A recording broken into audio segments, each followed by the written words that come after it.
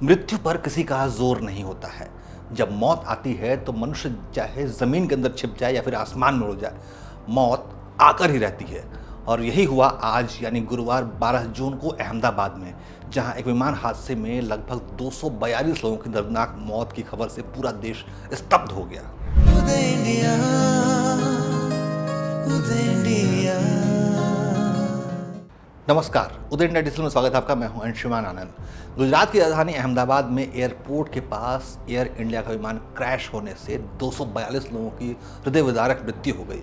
इस विमान का नंबर था AI-171, जो कि अहमदाबाद के सरदार वल्लभ भाई पटेल अंतर्राष्ट्रीय हवाई अड्डे से लंदन के गैटविक एयरपोर्ट के लिए रवाना हुई थी। लेकिन उड़ान भरने के सिर्फ 2 मिनट बाद ही ये विमान हादसे का शिकार हो गया। लेकिन सबसे दुखद बात तो ये रही कि ये विमान यानी AI-171 एक घनी आबादी वाले मेघाणी नगर में स्थित डॉक्टर्स हॉस्टल पर क्रैश हुआ, जिसकी वजह से इस हादसे में कई MBBS छात्र भी मारे गए हैं। जब ये हादसा हुआ तब दोपहर के 1:45 बज रहे थे। उस समय ज़्यादातर मेडिकल स्टूडेंट्स मेस में लंच कर रहे थे। आशंका है कि इस हादसे में कम से कम 20 जूनियर डॉक्टर मारे गए हैं, क्योंकि हादसे के वक्त UG हॉस्टल की मेस में 70 से ज़्यादा छात्र मौजूद थे। स्थानीय लोगों का ही मानना है कि इस हादसे में हॉस्टल में मौजूद कम से कम 20 से 25 लोग शिकार बने होंगे, क्योंकि कई मेडिकल छात्र दुर्घटना के समय अपनी जान बचाने के लिए हॉस्टल की 7वीं मंजिल से कूद गए थे। वो भी बुरी तरह से घायल हुए हैं।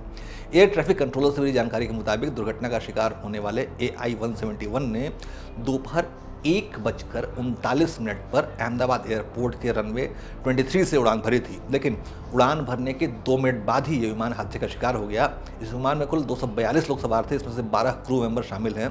इस विमान में गुजरात के पूर्व मुख्यमंत्री विजय रूपाणी भी सवार थे, जो कि अपनी बेटी से मिलने के लिए लंदन जा रहे थे।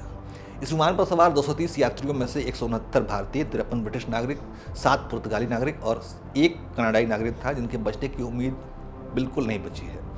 AI-171 विमान की कमान जो है वो कैप्टन सुमित सबरवाल के पास थी और उनके साथ फर्स्ट ऑफिसर क्लाइव कुंदर थे। विमान हादसे के दौरान पायलट ने धरती छोड़ने से 2 मिनट में ही मेडे का संदेश दे दिया था।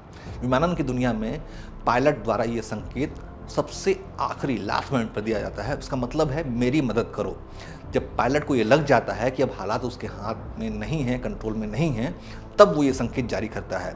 बोइंग 787 को उड़ा रहे पायलट बहुत अनुभवी थे। उनके पास 82,000 घंटे उड़ान का अनुभव था। दुर्घटना का शिकार हुआ AI-171 नाम का ये बोइंग ड्रीमलाइनर विमान पहली बार 14 दिसंबर 2013 को उसने उड़ान भरी थी। यानी कि ये विमान लगभग 12 साल पुराना है, लेकिन अभी इस विमान को 30 साल तक उड़ाया जा सकता था।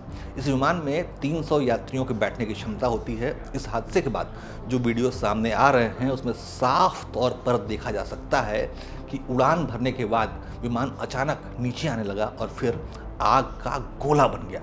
इस हादसे के कारणों को जानने के लिए नागर विमानन महानिदेशालय यानी DGCA ने जांच के आदेश दे दिए हैं।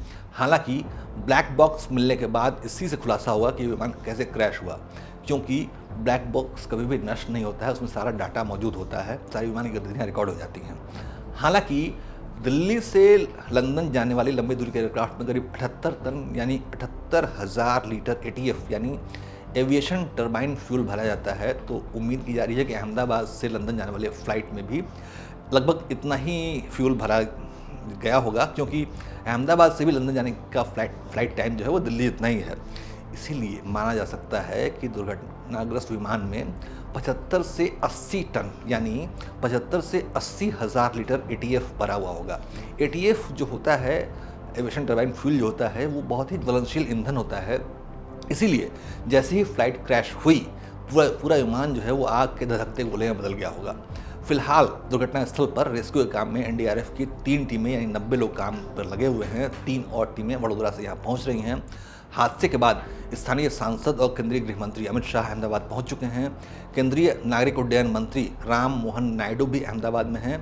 पीएम नरेंद्र मोदी खुद इस पूरी घटना पर नज़र रखे हुए हैं, जो कि गुजरात पीएम मोदी का गृह क्षेत्र है। प्रधानमंत्री ने अपने एक्स यानी ट्विटर के पोस्ट पर इस त्रासदी को हृदय विदारक बताया है। प्रधानमंत्री ने कहा कि मैं प्रभावित लोगों के प्रति अपनी संवेदना व्यक्त करता हूं। उन्होंने कहा कि मैं मंत्रियों और अधिकारियों के साथ संपर्क में रहकर राहत कार्यों की जानकारी ले रहा हूं। हम अपने दर्शकों को बता दें कि साल 1988 में भी अहमदाबाद एयरपोर्ट पर बड़ा विमान हादसा हुआ था। तब इस हादसे में 133 लोगों की मौत हो गई थी।